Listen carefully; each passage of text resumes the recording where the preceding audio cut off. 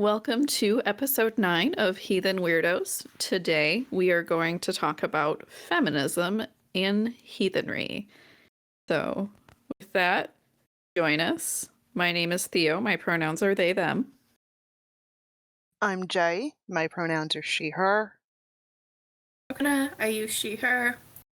And I'm Sif. I also use she, her. I think we can all agree that feminism has taken a lot of forms over the years.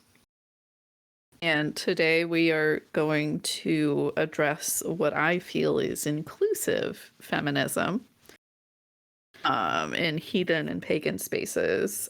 We do know it's a really loaded topic. It just really is complex to tackle, and we just want to make sure that it's really clear where we stand. So I'll just say this: trans men are men, trans women are women, and non-binary people are people. They all have spaces here in heathenry and in the pagan community.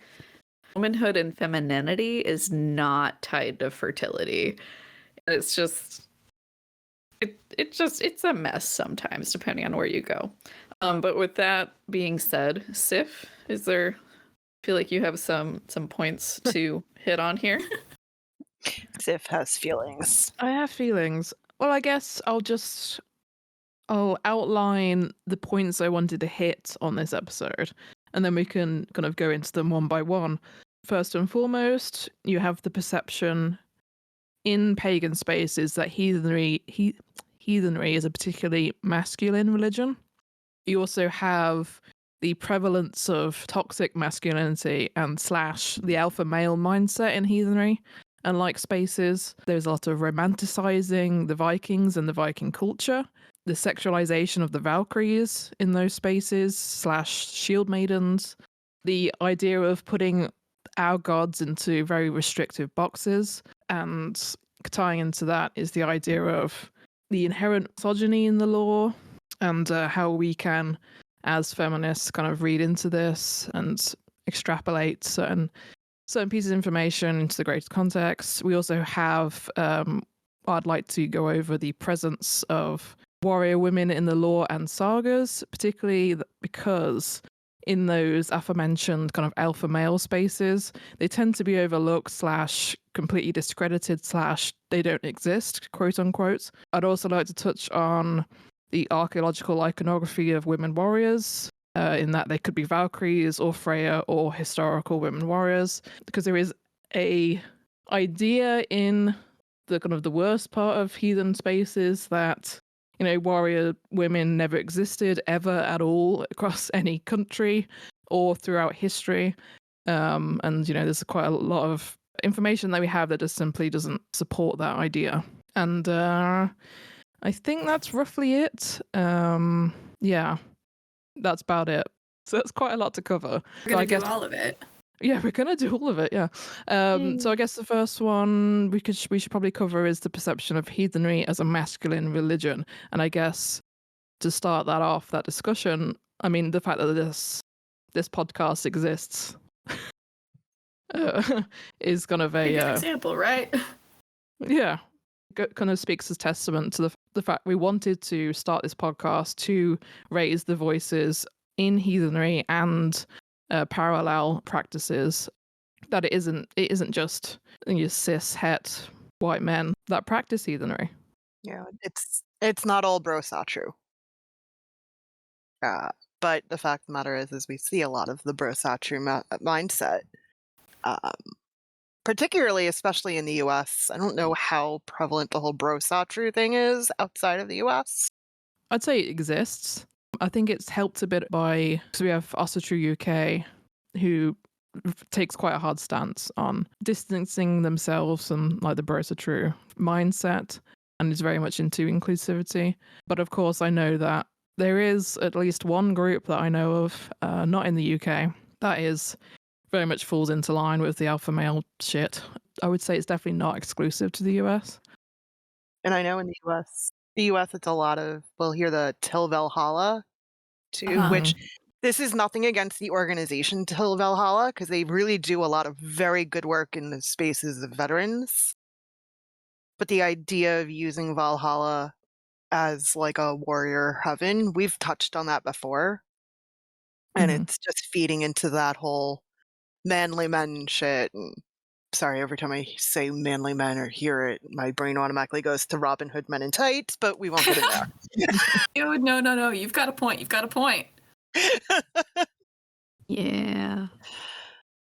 The veneration of Valhalla, that definitely feeds into the whole Brosatru thing. Oh. Yeah, definitely. Well, and one thing I'll say now, God's help me, I can't remember the name, but I really hate the phrase alpha, beta, omega, because Yep. it's not really a thing. No. It's the same scientist that published the alpha, beta, and omega ideas. He was researching and living amongst the wolves again years after that, and he realized that he had misunderstood what he had seen, and that the quote-unquote alphas were actually just parents taking care of their children, that wolves have something that is similar to a human's democratic system. And he tried to, he's published stuff since then saying his findings for that. But, people grabbed onto that and were like, oh, yeah, this is really cool. I'm an alpha and stuff. And it's like, so, like, and I'm not saying that that's your thing. I'm not going to yuck your yum and whatever, but, like, consent is important. And also, I'm just not here for the alpha stuff like that. Neither is Millie. Millie has feelings as always, and completely valid feelings. She is 10 pounds, and all of those 10 pounds are all feelings. For her of that. Of course, when we talk about masculinity and heathenry, we kind of are legally obligated to make the point that masculinity isn't toxic masculinity. And when we talk about masculinity and heathenry, is not to say that, like, every man with muscles and a motorcycle it is to say that there are patterns of really destructive masculinity being pushed into heathenry as a culture is a weird word to use, but I think one that fits. Those are where the problems come up. The toxic masculinity and alpha male mindset that forces the Tradwife Shieldmaiden archetype that heathen women are kind of forced to fit into. Yucky. I don't like it. I wrote in the notes that the Tradwife Shieldmaiden situation is just the heathen version of the Madonna horror complex, and I stand by that. Yes, absolutely. And we see that with worshipping certain goddesses, but I'm sure we'll get into that.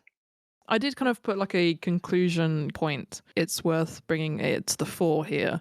Ultimately, as heathens, we believe that the gods exist, and we have goddesses and like feminine figures in the lore that break gender roles.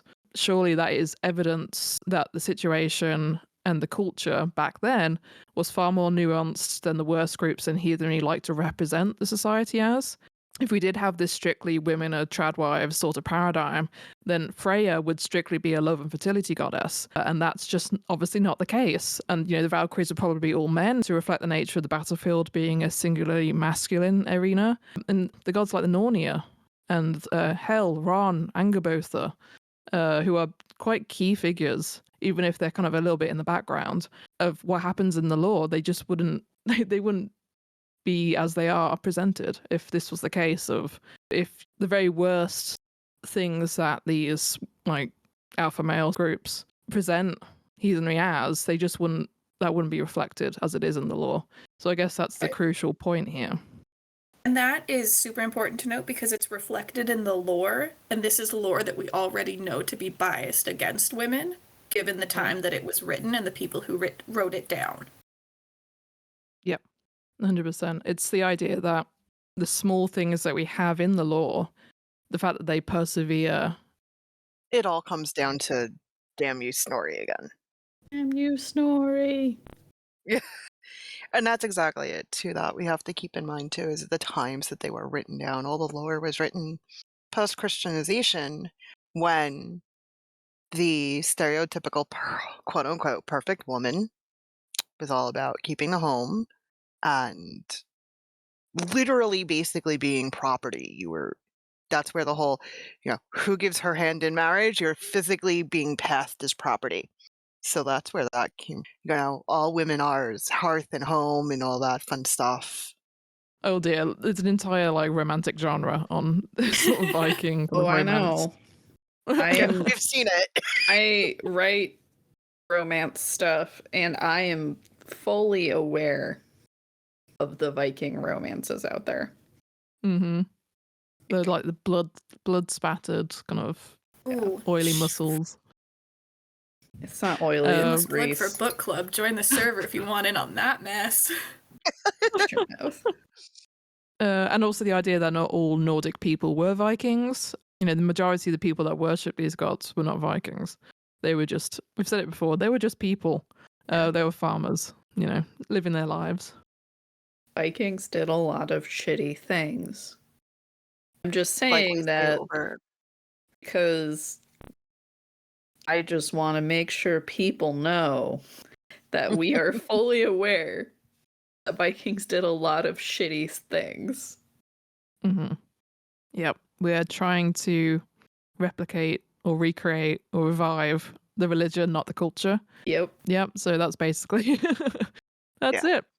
The gods are important and not, the raiding and all that shit. Sif, do you think that romanticization of Viking culture and stuff is something that kind of directly led to the sexualization of Valkyries and that super hot, sexy shield maiden archetype that we see so much? Yes. How did I know that?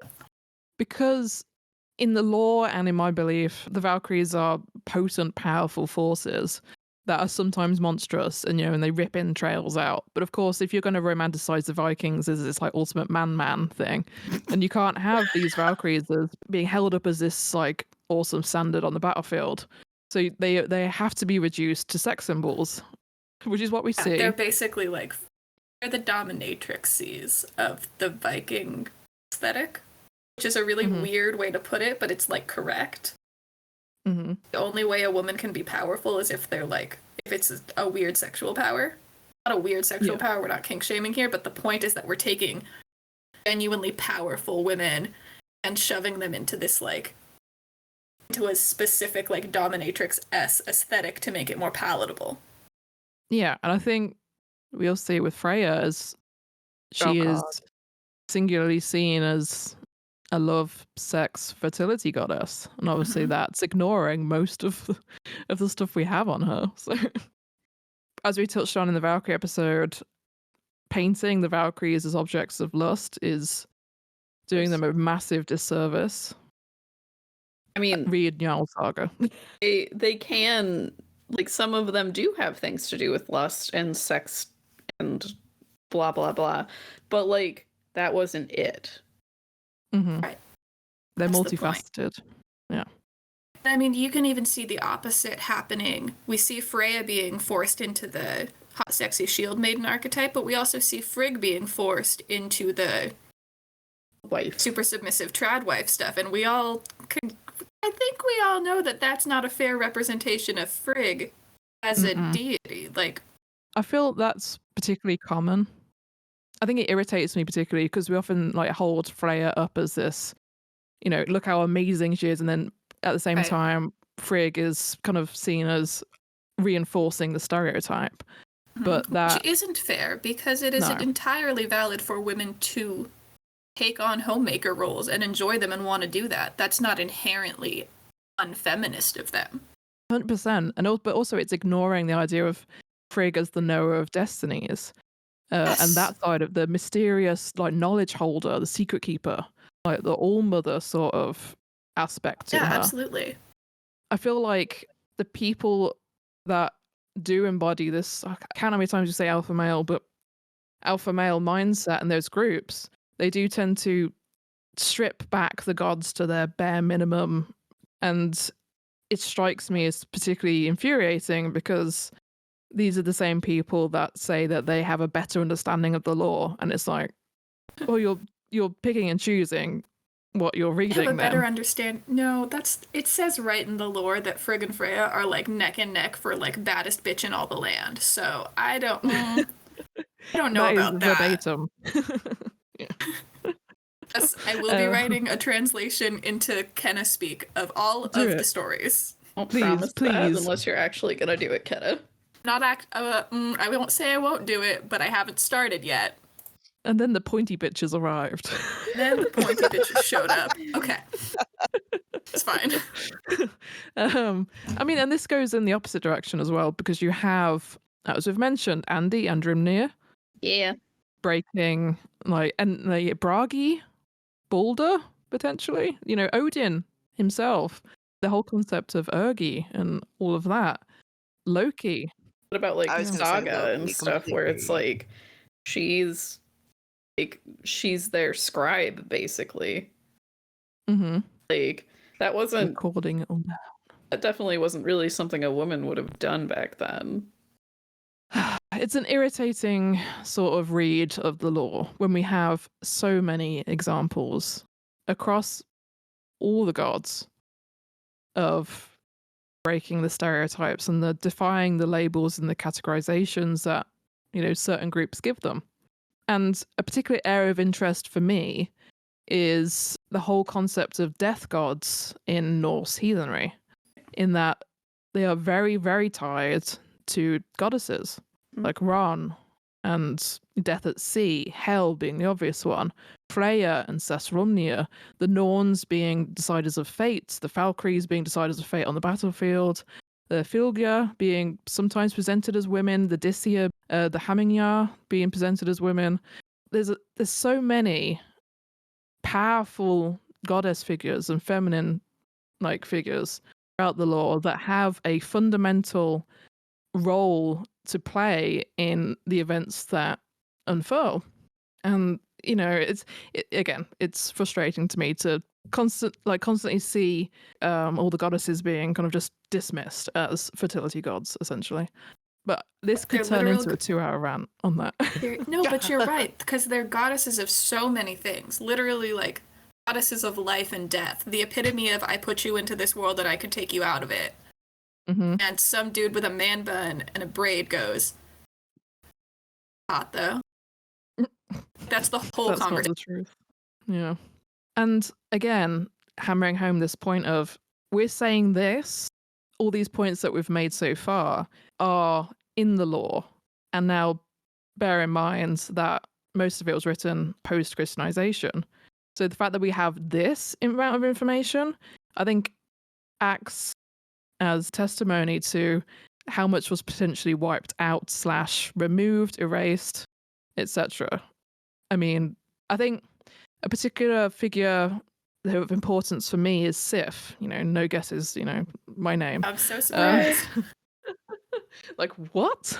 Sif in particular suffers from this sort of mindset in that she clearly has more stories that we just don't have anymore. For instance, the whole thing with Ula, that's how you pronounce it, right? I'm butchering all the Old Norse today. Who is the son of Sif from a previous marriage. And we do see that the children of the gods very much reflect the parents, as in different aspects.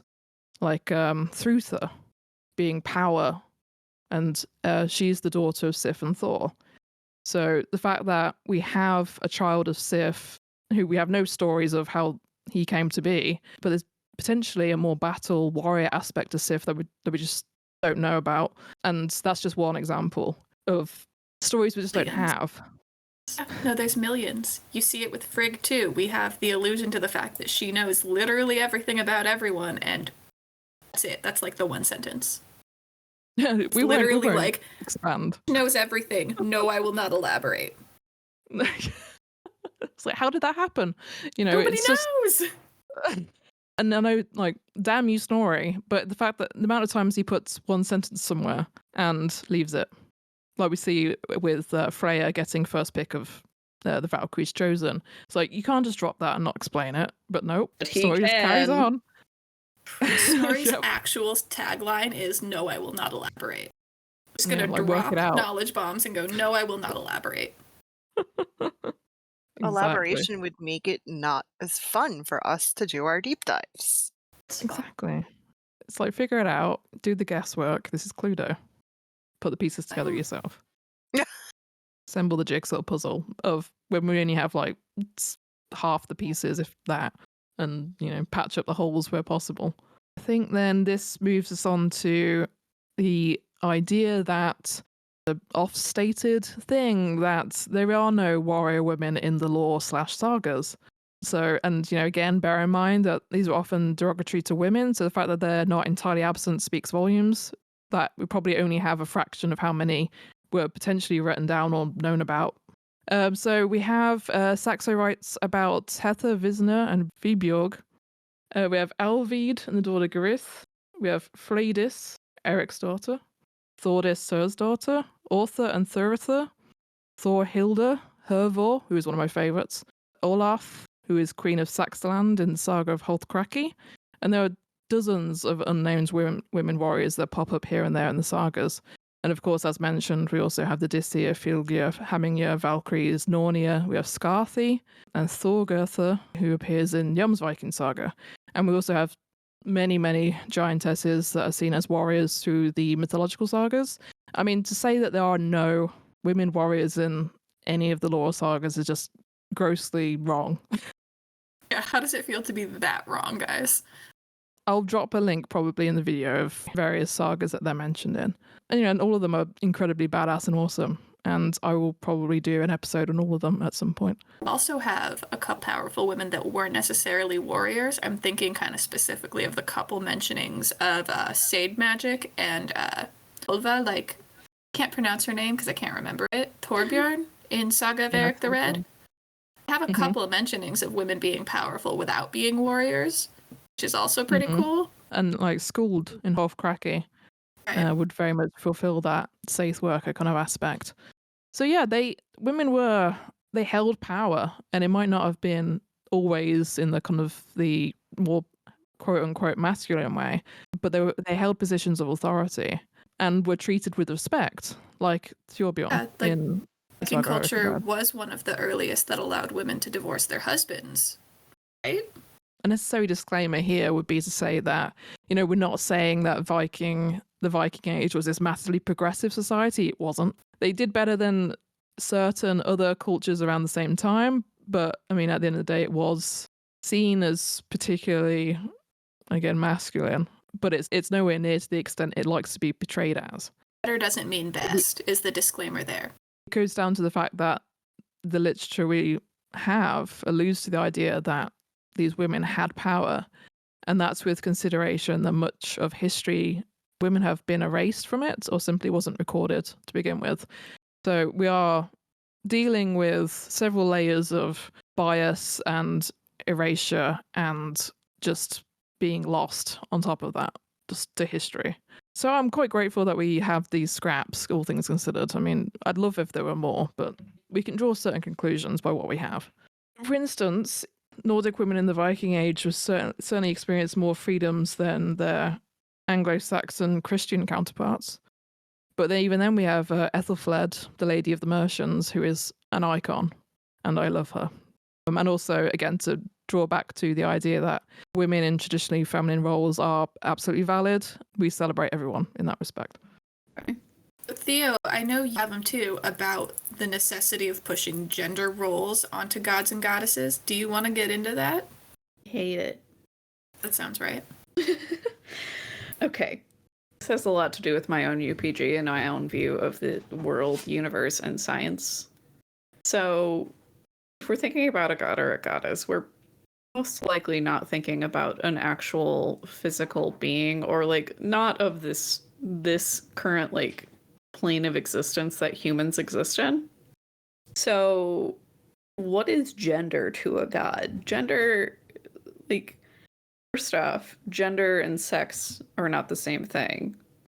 Gender is a made-up human construct.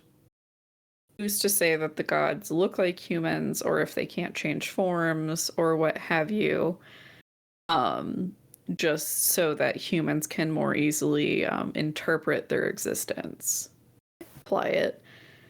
And also, like, who's to say that they exist on, yet again, this plane of existence, or if they can cross multiple, or if, like, we're talking about Like, I cannot remember the name of this theory in science that is slowly getting more evidence to like say that it could be correct, where there's just like a bunch of different dimensions.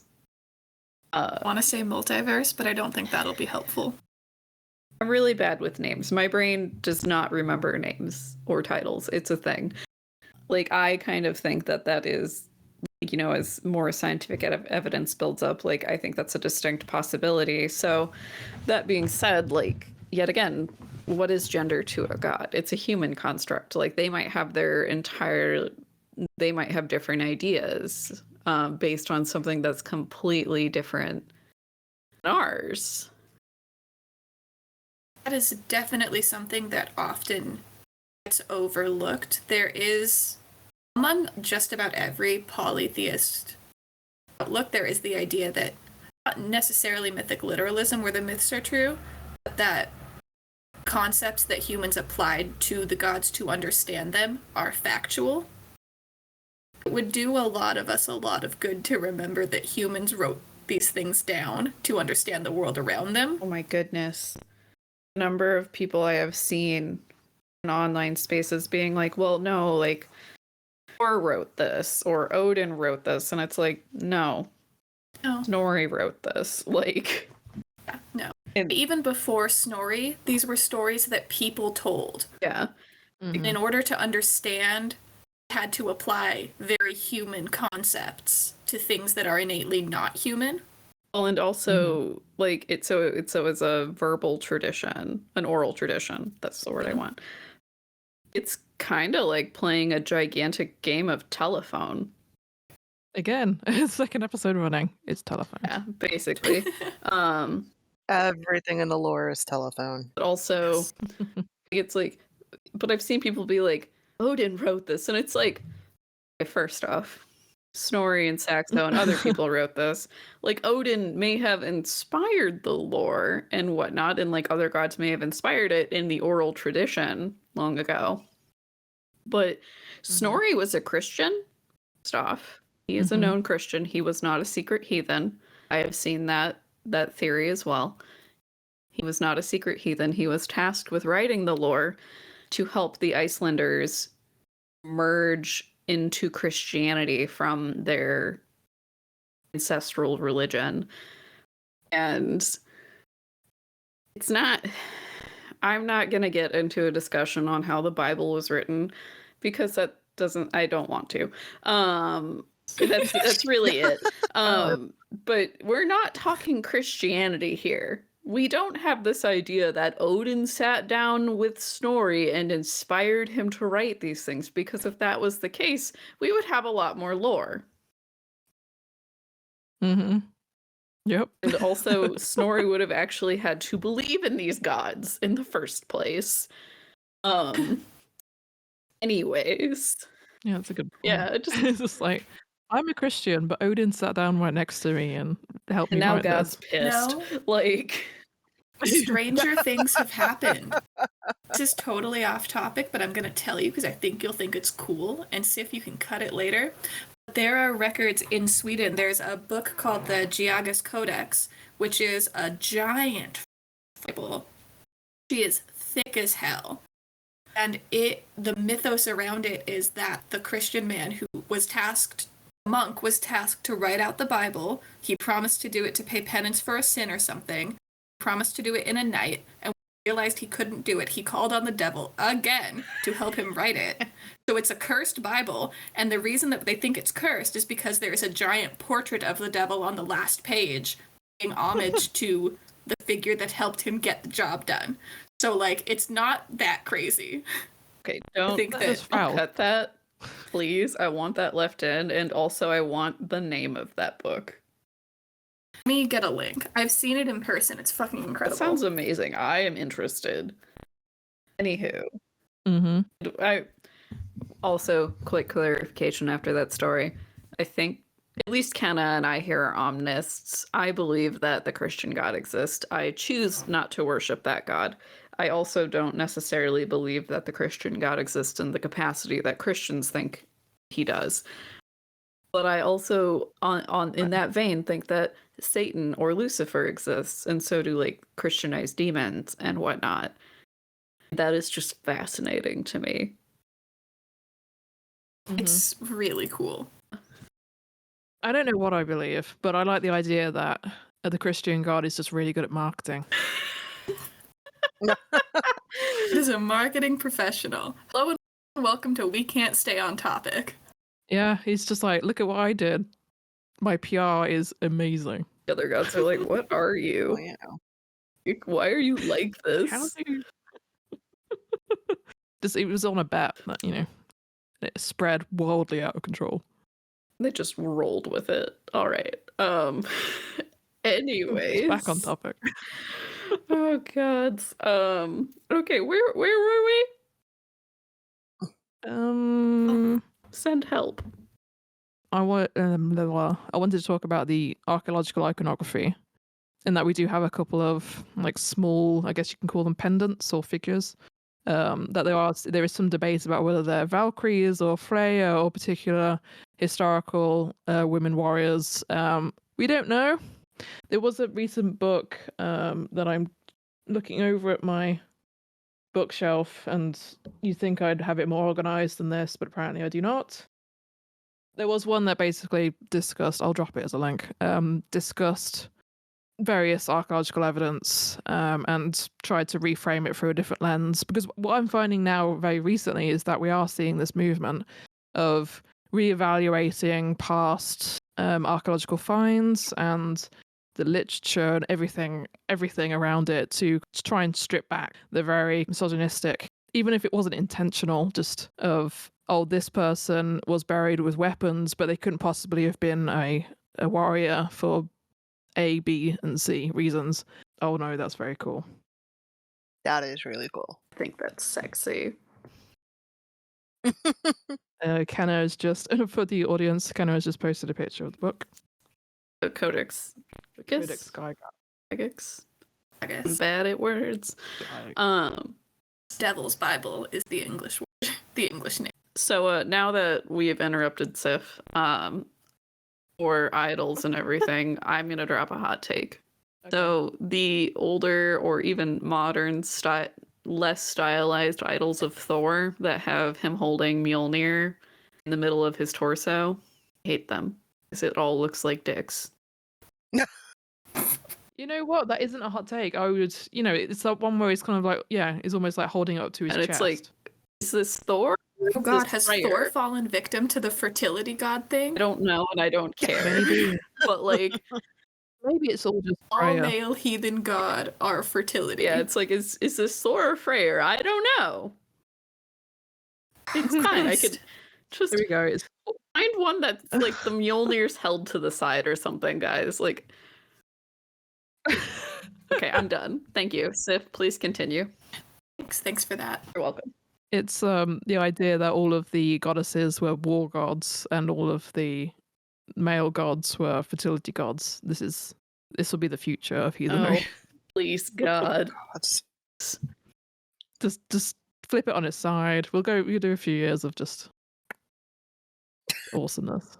Okay, and another point that I wanted to get into was, in certain groups, there's the idea that there has never been a matriarchy or women warriors as a norm or anything like that, and that's obviously just not true either. We have early Sarmatian graves in Kazakhstan that have unearthed graves of women buried with weapons. Western Siberian Sargat culture, 20% of the identified female graves are buried with weapons. I do feel that as soon as you have an identified like feminine skeleton, a female skeleton with weapons, you get that kind of like justification / disclaimers of, but wait a second, just because she was buried with weapons doesn't mean this, and this. And I find that, anger inducing because the same disclaimer isn't said of male skeletons. Spoilers, just because someone can carry a child to term, or because someone has the potential to carry a child to term because they have a uterus, or if they just present more femininely, that doesn't mean they can't kick your ass. Cool. 100%. We're all on the same We page. find the opposite Yes, thing absolutely. happens because we have records of, I think it was up in Sweden, records of a cult of men who worshipped a goddess. They were Saidmen, is what they were, is what I'm thinking of. And I get the opposite, where they're like, no, they're just dudes and bros. It's fine. They weren't doing anything gay. Don't worry about it. Okay. Oh, dear. We're the bestest roommates It's ever. fine. Don't worry about it. Best roommates. They could only afford one The amount bed of disclaimers. in their and large stuff. house. Ugh. They really do try and walk their way out of, just going with the obvious conclusion. And I guess to kind of underline all of this, there's a ton of literature on this. We also have women who fought in World War One and Two. A good source breaking all this down is Women and Weapons in the Viking World, Amazons of the North by Leszek Gardella. It's very thorough. All the evidence, discussion, breakdown, no feels or whatnot. Yeah, it's good. And I recommend it. I kind of... Sorry. And I think that was everything. Extrapolating. Ideas. So, I kind of interpret that as, because if you think way back then, it would have been more quote-unquote primitive just because, over millennia ago. I kind of interpret that as life on the frontier, or even I'm from a farm family. Even living on the farm, women weren't always afforded the luxury of being delicate, dainty little flowers. Women did the same shit men did because they had to, and it was practical. Do you think in my family men are the only ones that use guns and take care of coyotes and stuff that are trying to kill livestock? Absolutely. Absolutely not. That is so unpractical. Do you think the woman folk are cowering inside while shit's taken care of? No. It's just how it is because that's what works. I don't know. I find, long story short, I find the idea of yeah, women often stayed inside because they were child rearing and stuff. And I personally think that also might be due to women frequently being pregnant back then and shit. But that's just an idea I have. I have not based that on any scientific fact. But anyways, just because women were inside doesn't mean they were doing a ton of shit. Also, just I think the idea that women are dainty, delicate little things that don't handle guns ever, or don't chop wood, or insert whatever traditionally masculine thing associated with surviving in a more primitive time, or without modern resources like a grocery store. I think the idea that women are delicate, dainty things that don't do those is a modern luxury. Well, because it just wasn't possible to be a thing. And that's definitely it. It's, yes, they were homemakers, but people don't realize just how much that effort that takes, and it doesn't mean that they weren't doing quote unquote manly things. They were.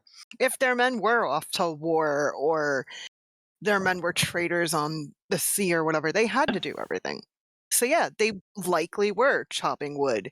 They were butchering animals. They were tending the garden. They and were. We're not talking a little tiny garden out back. We're talking the garden that feeds the family.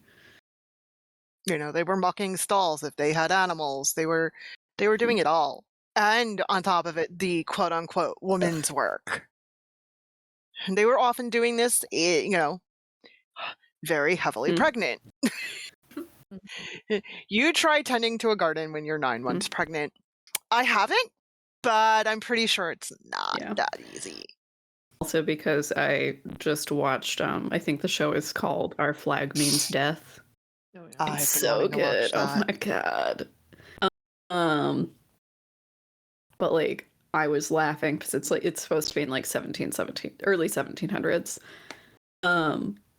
Like they start asking these male pirates to sew flags and stuff, and they're like, "Oh, sewing, blah blah blah.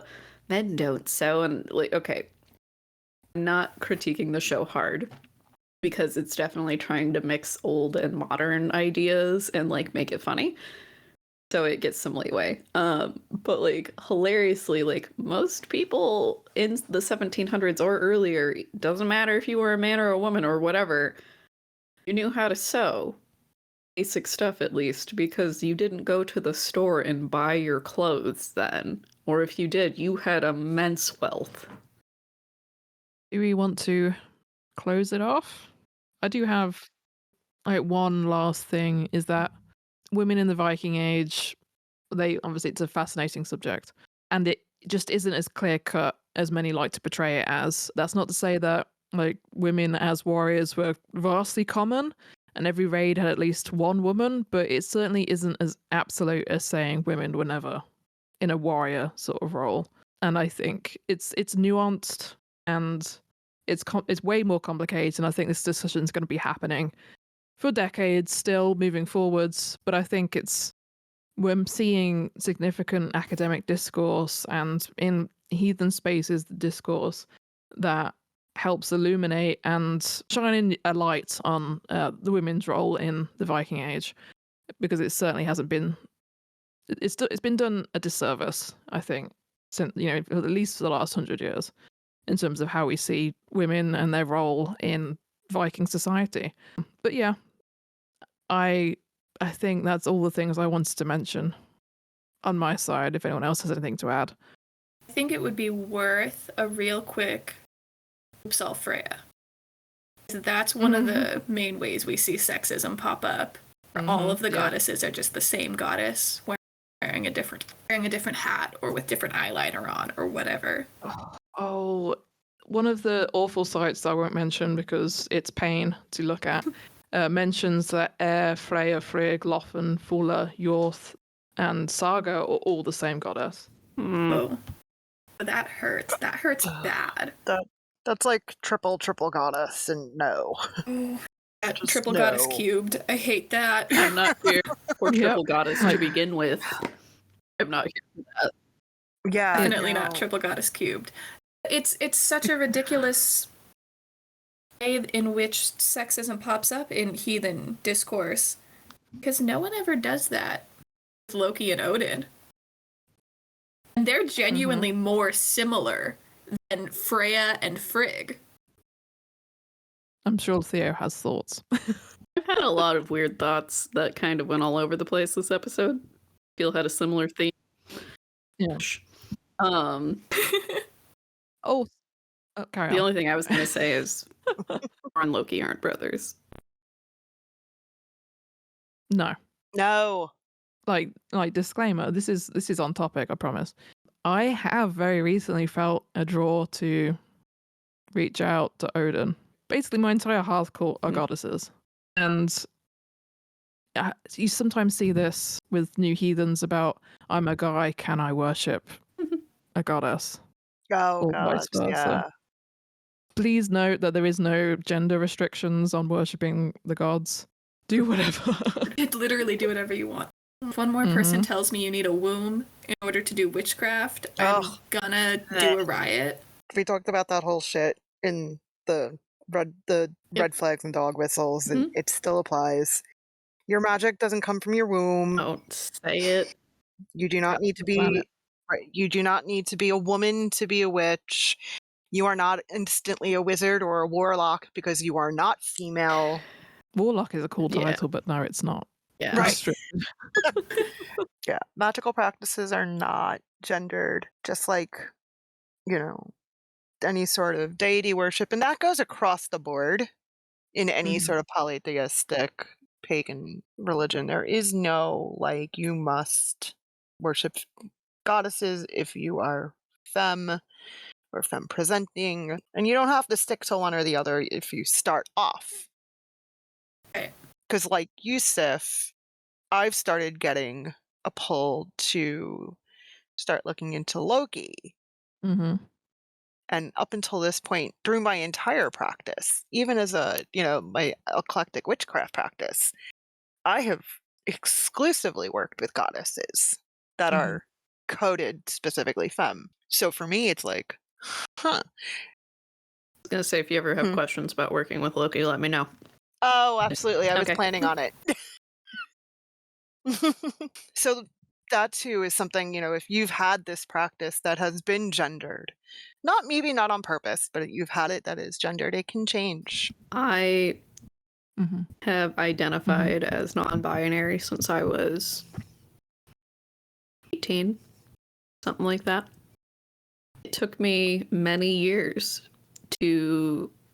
First off, I was in the closet for most of that time because I was terrified. Second off, it took me a long time to figure out exactly what that meant to me. Third off, it took me so long to ungender my practice. Like dig through it. And it still takes me a hot minute with some of it, just because it's how we're raised. We are taught to gender things by our society. So it's kind of like reverse engineering your brain and reteaching it things at a higher level, in my opinion. That might also just be because I have, as a non-binary person, it's more prevalent in my life, I feel. I don't know if that's a fair statement, though. Okay. I would agree with that. So I don't know. It's an interesting process, and I'm not saying anyone and everyone needs to do that, but it's interesting and will definitely help change your world perspective. It's 100% worth doing. That's something I started doing. I think someone in a community asked a very general, do you worship more gods or goddesses? Why do you think that is kind of question? And I really had to sit down with myself and go, no, yeah, they're literally all goddesses. The one masculine deity I have is calling him feminine would be stupid, but it's the best descriptor because Mani is very much not the raw masculine manly man deity. He's the god of the moon. There is softness and very emotionally intelligent masculinity there. So I had to sit down with myself and go, why the fuck am I afraid of the man deities?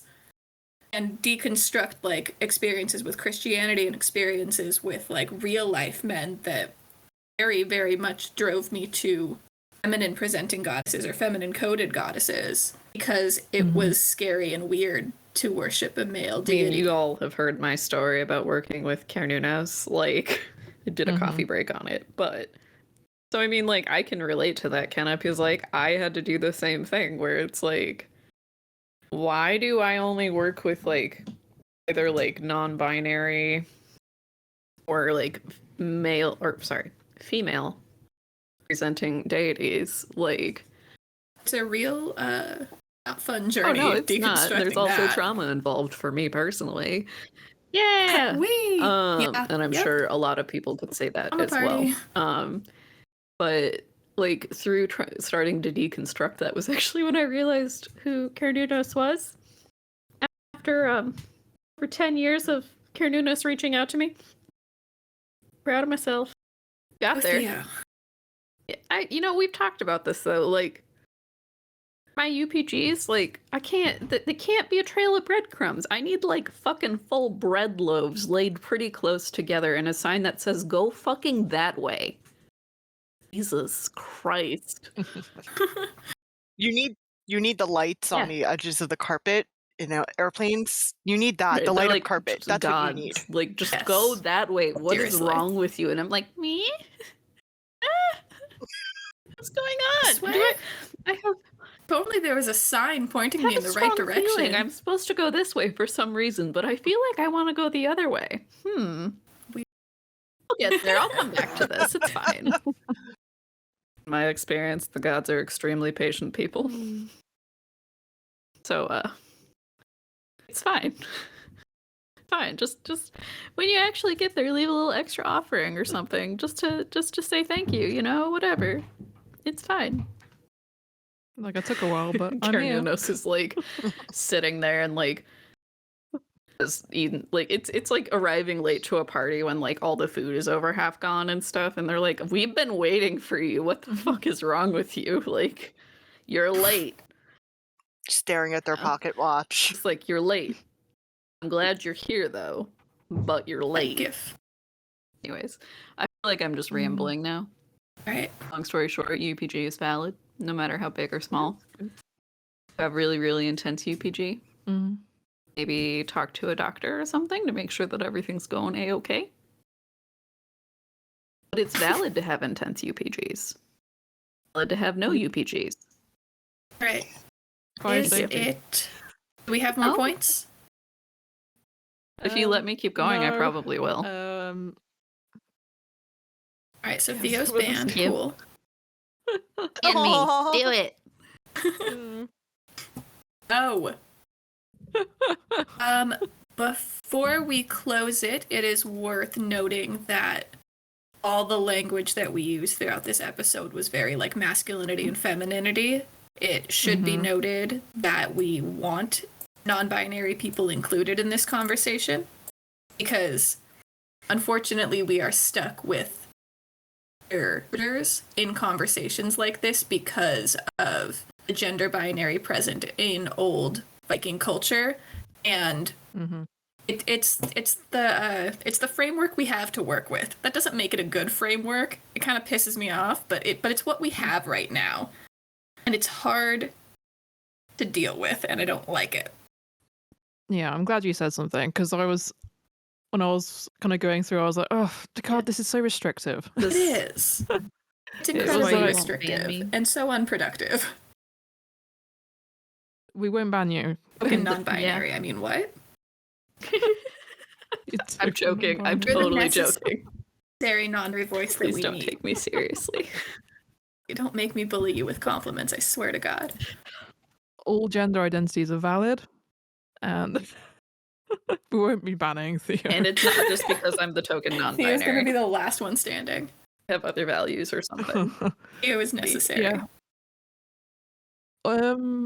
Yeah, I guess it's a case of we've said quite a lot about stuff, and I have other thoughts, but I feel like that's going to be for a part 2 if we ever get to that.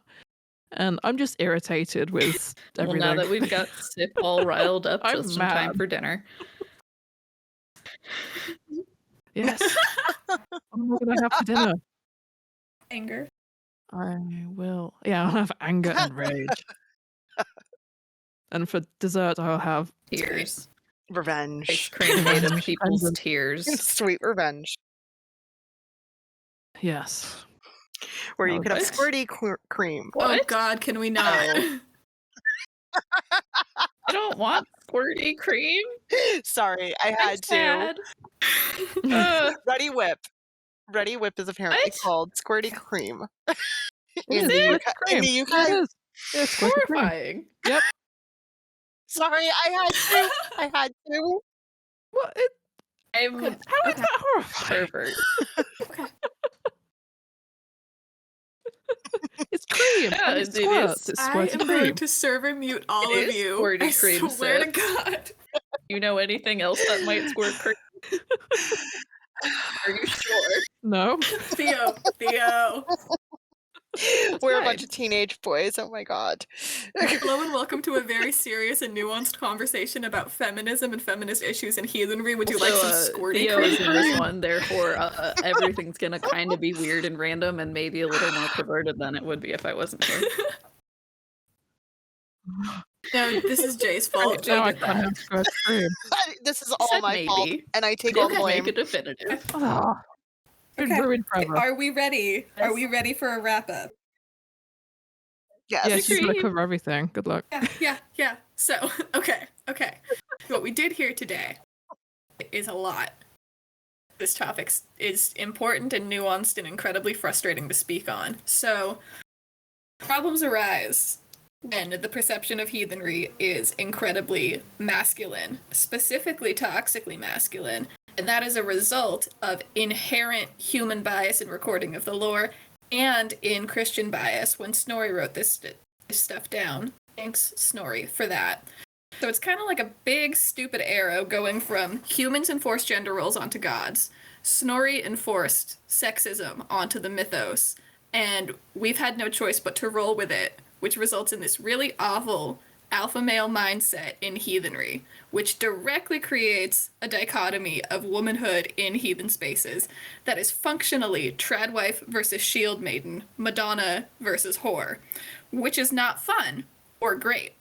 Thankfully, thanks to Sif's magic recon powers, we know that that's not quite how it worked.